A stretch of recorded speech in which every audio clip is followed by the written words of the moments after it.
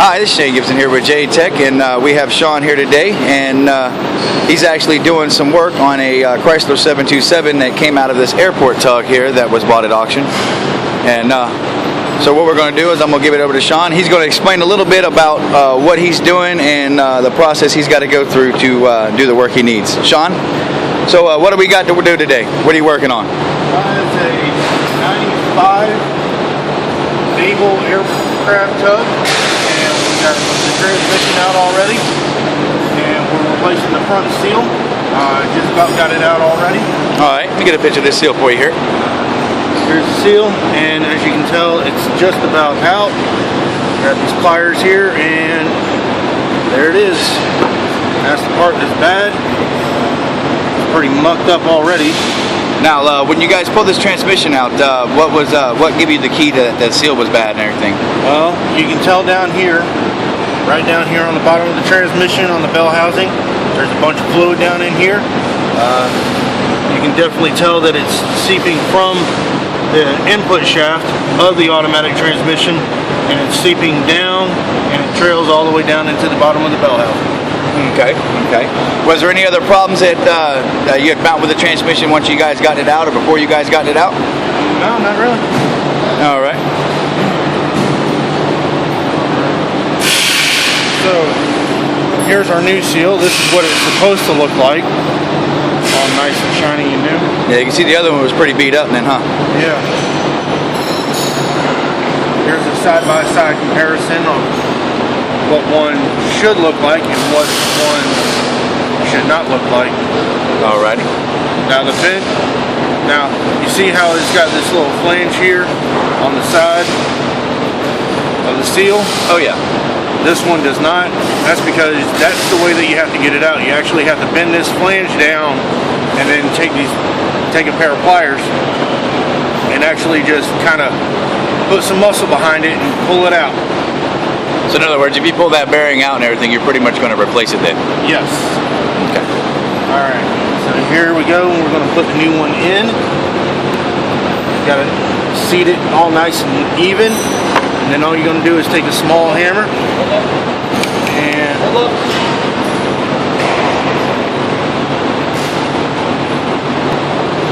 Alright, so you're going to put this front seal back in here.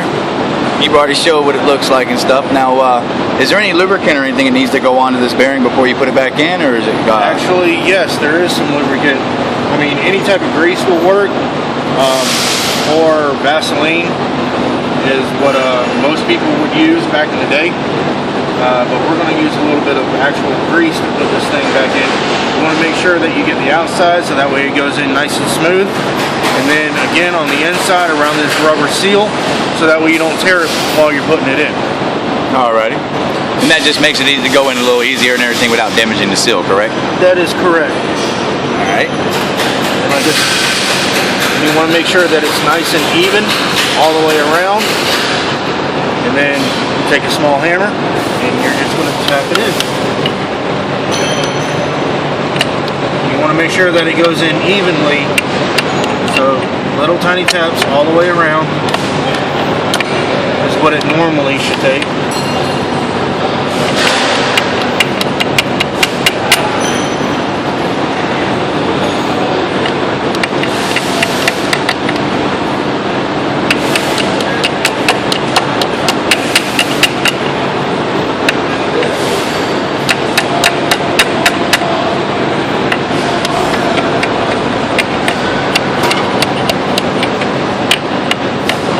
Patience.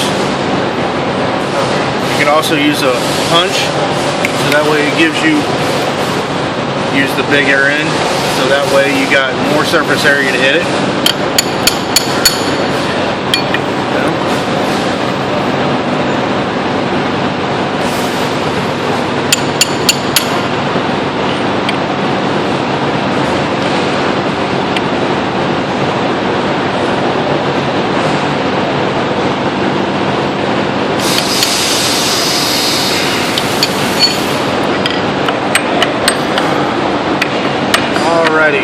Now that the seal is in there all nice and flush all the way around,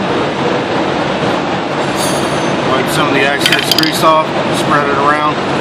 It's always good to grease these things so that way you don't, like I said, rip the inner bearing, rubber seal inside of it.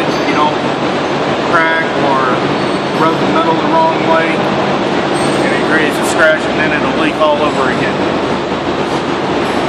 All right. So now that you got the seal back in, what's the next steps that you guys are gonna have to go through to get this sucker back in the airplane tug? Put the torque converter on. All right. Now, is there any special way that goes back on, or? Oh yeah. All right. If you don't mind, show us how that's done then. Looks like we got the torque converter set over here. Yep. It's pretty turny.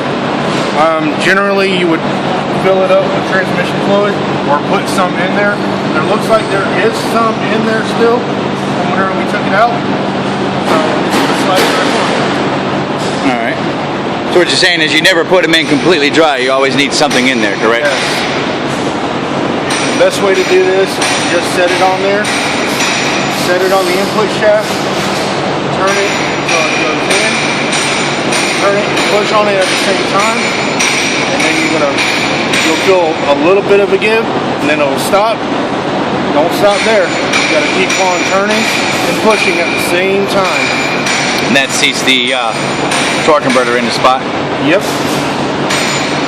And it'll give again, so you can see how loose it is still. All righty. So you got to keep on turning and pushing at the same time.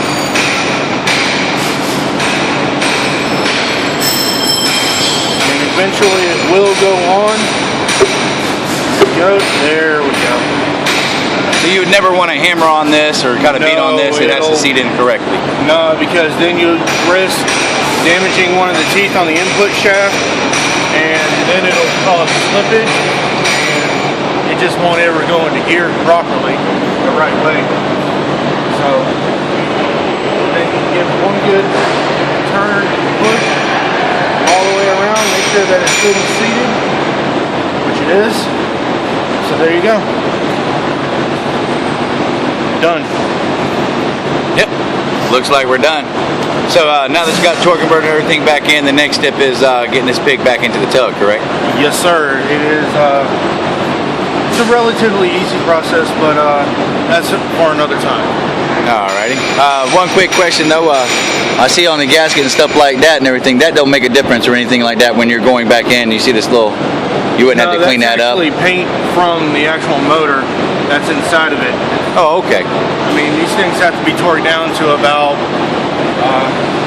55 to 75 foot-pounds of torque, and so a little bit of paint transfer from the motor to the transmission is going to be normal. Okay. Alrighty. Alrighty. Well, thank you for walking us through and everything on how to put that back together and getting that seal in. Like I said, this is a Chrysler 727, and that's what she looked like put back together. Any last words, Sean? Be safe. Thanks.